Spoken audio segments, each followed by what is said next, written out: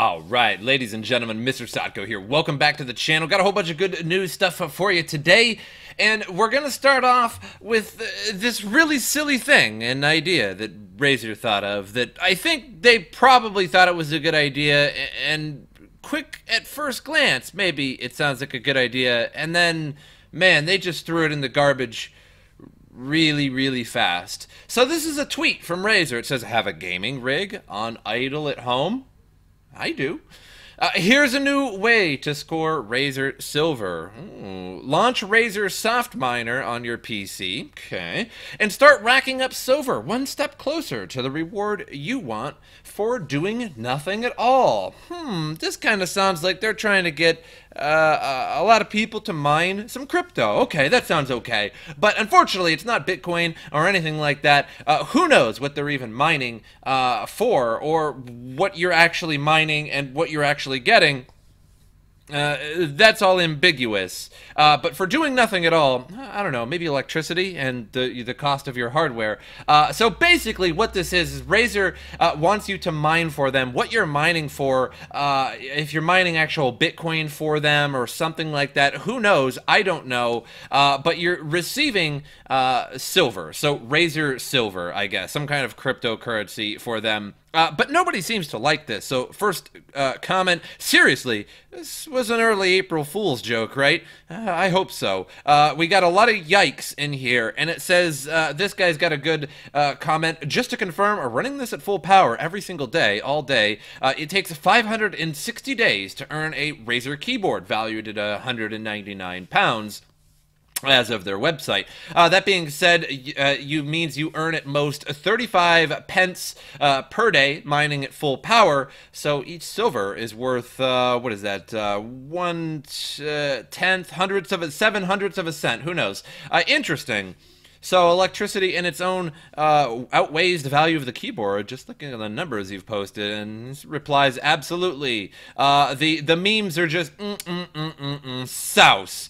Hey, let us use your computer to mine crypto while we reward you with utterly useless swag bucks. That's awesome. We got another yikes in there. And, yo, I'm excited to get involved with this. I'm just looking, I'm just going to need to forward my electricity bill to you every month and have you pay for it. I think that's a fair exchange. Sure, let me slowly damage my equipment and spend around $700 of electricity for a $199 keyboard. So just absolutely horrible. Everyone's saying you're better off just mining crypto yourself. Thanks, I hate it meme. Gotta love it. This is just great, you know. All good stuff. So basically, Razer wants you to mine on their behalf, and they'll give you some kind of useless cryptocurrency or swag buck type thing, and you can eventually, in years, buy a keyboard, maybe in the next like 1,000 years. Unfortunately, the funny part is, even if it was free, you wouldn't save up enough points to buy one of their keyboards because the points expire after 12 months. So it's just a question, a Q&A, I guess, from their website here. So will there be an expiry period to the Razer Silver earned from Soft Miner? Yes! There is a 12 months validity period from the date of Razer Silver earned or claimed. You are encouraged to redeem your rewards before the silver expiration reaches 1 year. Oh, it hurts. Oh, stop. It hurts so bad. It's just like there's just nobody. Give me a second, guys. It's just like there's nobody on their team that questions anything. It's just, oh, is it going to make us profit? Yeah, probably. Let's do it. It's like they have no consultants who is like, hey, this is going to be a bad idea. You're not going to get a good, you're going to get a backlash on Twitter for this if you post this. Like, I could have told them this. Like, if they're like, hey, MrSotko, we need your absolutely expert advice. What if we make some software where you mine cryptocurrency for Razer gear? And I'd be like, oh, okay, so like what, you earn Bitcoin on behalf or something? And they're like, no. You mine Bitcoin for us. And I'm like, oh, okay, that's weird. Okay, but let's continue. And then they say, and we give you silver, Razer silver bucks. And I go, ooh, this ish, not good. And eventually you can earn one of our keyboards. And I go, okay, that's bad. Is there like an expiration date? Can I read the Q&A? And they're like, yeah, it absolutely expires after 1 year. Why? Oh my God. Moving on to real news. Mt. Gox CEO may be sentenced for 10 years. So Mt. Gox was the end and beginning of an era in the crypto world, which is certainly the case. Faith for its CEO, Mark Karpelès, is finally coming to a verdict. According to reports, prosecutors against Mark Karpelès are pushing for a 10-year jail term in the Tokyo District Court. Allegations towards Karpelès include diverting funds to other ventures and also hurting the faith of Bitcoin users. A total of 340 million yen, which is about 3 million US, has reportedly been embezzled from Mt. Gox clients by Karpelès. In his defense, Karpelès mentioned that the money transfers were temporary loans and not manipulation. He has still to prove the transfers were loans, though. The allegations gathered by the prosecutors include transfers to a 3D printer business, which Karpelès purchased for 315 million yen, which is what, like $17? Who knows? A purchase of a canopy bed for 6 million yen, which is 35 cents. I don't know, because yen is, I'm just joking, guys. Yen is just incredibly, like, this, look, exactly, 340 million yen, which is $3 million. So, like, do the math. It's just like this many times less. I don't know. Yen is silly. A purchase of a canopy bed for 6 million yen in an unspecified amount of 2015 on prostitutes. Words of our Karpelès has filed lawsuits in the United States. Lawsuits have been filed in the United States, too, by former clients of Mt. Gox, to which his defense lawyers claim there are jurisdiction barriers. Oh, I didn't know there were jurisdictions. Oh, God, now there's jurisdictions on crypto, right? Now there's jurisdictions on crypto. Like, so before that, there's no jurisdictions on crypto, right? I could send crypto across the world, right? I can give it to you in Mexico. I could send it to Russia. I could send it to Japan. You know what I mean? I could send it anywhere, right? But now, once there's a lawsuit going, oh, there's jurisdiction barriers, okay? There's, see what I mean? See how convenient that is, guys? Wow. I'll have to remember that one. Anyway, guys, so Mark Karpelès has already been to jail for a while. And he's in and out, I guess. I don't know. And this is still going on. The Mt. Gox thing is still going on. Some people have still not got their money back. The money that they were going to give back was not even remotely what it was worth when you had it. If Mt. Gox never went down, we would see a lot more crypto millionaires. Many people's crypto in terms when Mt. Gox was there, just before that, people were putting it on Mt. Gox. And just before that, it was very, very easy to mine crypto, very easy to mine Bitcoin and buy Bitcoin because it was 30 cents, a dollar, a few dollars, $10, hell, even $100 is it's quite the joke compared to the price today or the all-time high that we've seen. And many people had hundreds or thousands or tens of thousands of Bitcoin on Mt. Gox, possibly even more for some. And now that money, even at just like $3,000 or so, now $3,400 or so, is nowhere close to what they got back. I think they valued it at some hundreds of dollars that they were supposed to get back. So moving on from that, Hoskinson, the SEC will crack down on EOS. I kind of hope so. The public face of Cardano, Charles Hoskinson, believes the chief developer of the EOS platform will face a significant backlash from regulators, particularly the SEC, over the $4 billion ICO, which he described as egregious. Yeah, that's an understatement. Hoskinson's predicted that the SEC will likely bring punitive measures against Block One for the way it ran the EOS initial coin offering. The IOHK leader explained that EOS's token sale falls well within the regulator's remit to take action against any financial activity which harms U.S. retail investors. Speaking at a press conference in Edinburgh, he said, I can't imagine how they're, Block One, not going to have some sort of issue with the SEC. The EOS ICO had many fundamental faults, making it an obvious target. Hoskinson said, calling attention to the amount it raised over the course of a year, as well as its utter lack of respect for investors by absolving themselves of fiduciary responsibilities. Hoskinson said the SEC needed to take action. It was egregious to the core. Yes, I agree. So blockchain startups raised more than $5 billion through ICOs last year, with some projects hitting their hard cap within minutes of operating the sale. EOS was hosted a year-long crowd sale. Why? Yeah, we need a year. Right? Like, we need a year. We need to raise as much money as possible to create a cryptocurrency, which could be created for, I don't know, 100 grand if you really wanted to. Managed to raise more than $4 billion, having finally ended on June 1st this year. It's the largest ICO in history. And you know what? Even 100 grand, that might be even egregious too. How about like just a few nights with a few programmers? We'll go get some Little Caesars pizza. We'll get a couple Red Bulls, you know, to keep them going, some Monsters or something like that. And you can create a cryptocurrency. In fact, there's a lot of cryptocurrencies out there that never made an ICO, and they just, maybe they pre-mined a little bit. They got to get paid, admittedly. I get it. You know, or they just made a coin like Bitcoin for nothing. You know, so why $4 billion? Where did it go? Who needed $4 billion? Who needed to be paid $4 billion? Do they have that many employees that $4 billion was a year's salary for everybody? But EOS was plagued with problems in the 6 months after the ICO, and there was a chaotic mainnet launch delayed repeatedly over a couple days. Later that same month, hackers managed to steal Block One's address and send phishing emails to EOS users. In November, the platform came under renewed criticism for reversing an already confirmed transaction. God, I love that EOS constitution, guys. It's so decentralized. I love it. I love how it's, you know, it has a constitution and really set rules, and how, like, you know, some node operators could be like,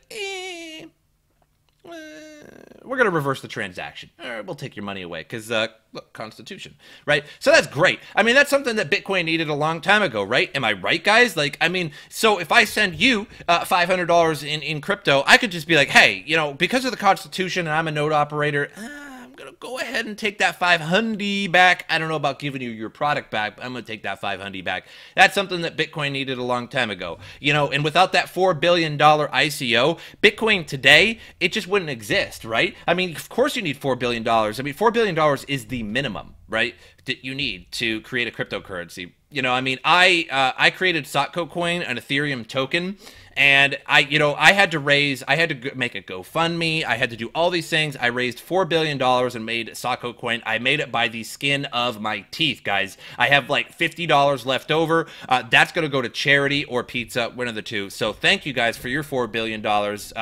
Nobody will ever see Sotko coin. I have all 1 million of them. But thank you for your $4 billion, though.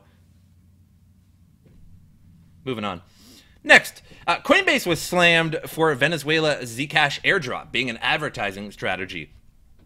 So, in a blog post December 11th, executives claimed that the initiative, dubbed 12 Days of Coinbase, cringe, was meant to empower those who don't have enough. Coinbase completed a rollout of Zcash to its own traders December 5th, the price which currently sits at its lowest since April 2017. Recipients can purchase food and basic supplies at a local store that accepts payments in crypto, subsidizing everyday expenses. So this $1 equivalent per day can buy 1 to 2 kilos of protein or 2 kilos of starches and vegetables. Awesome. So the initiative will award 100 families $1 daily for 3 months via Give Crypto, a spin-off enterprise from Coinbase CEO Brian Armstrong.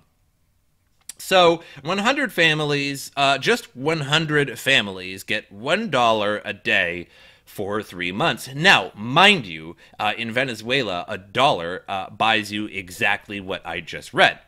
2 kilos of, and if you're from the United States, what is a kilo? Like, what, 2.2 pounds or something? I don't know. Anyway, so that's a lot of protein. It's a lot of starches, vegetables. It's a lot of food, right? $1 goes a long way.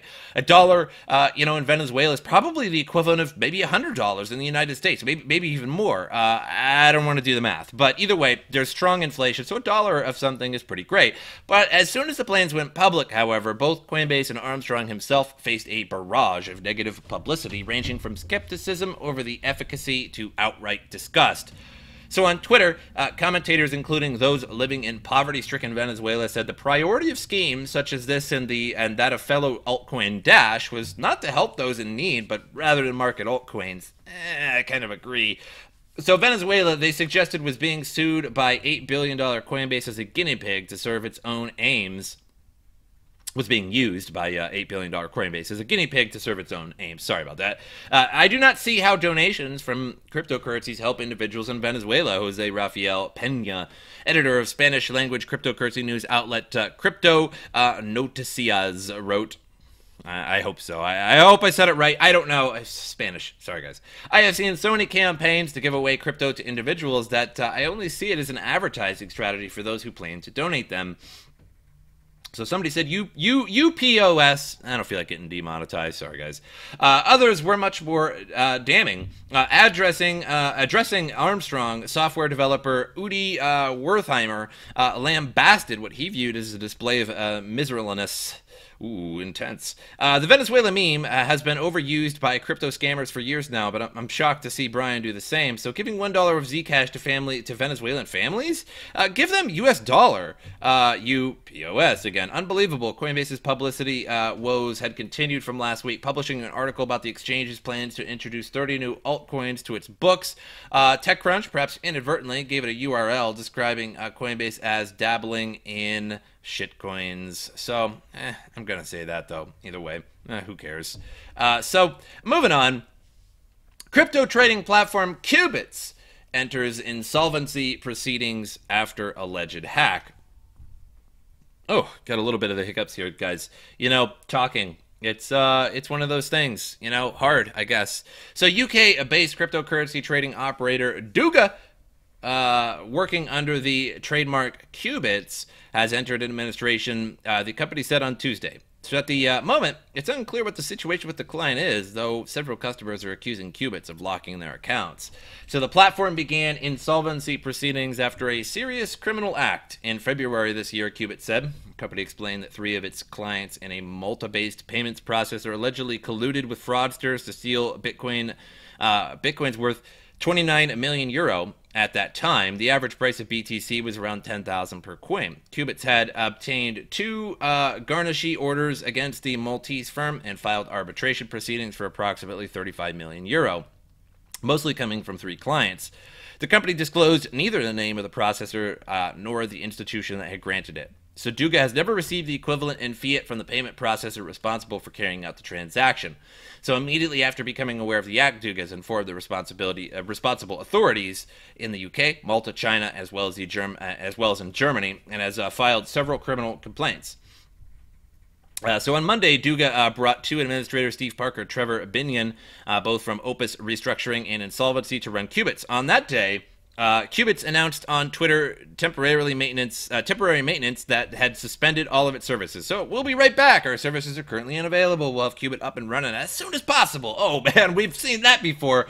So every time somebody puts up a maintenance anymore, it's exit scam. It's just like immediately exit scam. Now, 90% of the time, 95% of the time, it's not an exit scam. But anymore, I don't blame people because we'll be right back. No, it's okay, guys. It's okay, guys. We'll be right back. It's fine. Oh my God. I think whoever's running the company, it's just like, oh, we've been hacked. Like their engineer's like, hey, we were hacked. 60 million is gone, like nice hash or whatever. And they're like, put up the maintenance on Twitter, shut it down, put the maintenance up. You know what I mean? So it's just, it's their immediate thing to just like, let's put up maintenance real fast and figure this out as soon as possible. So they say our goal is to achieve the best outcome for creditors generally at the earliest possible date.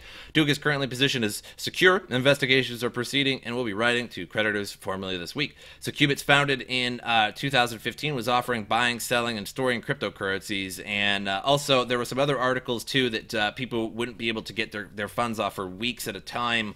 And they're basically all locked. And they're just like, we can't give you guys your funds. We can't give you guys your cryptos or anything like that. Everything's just locked up.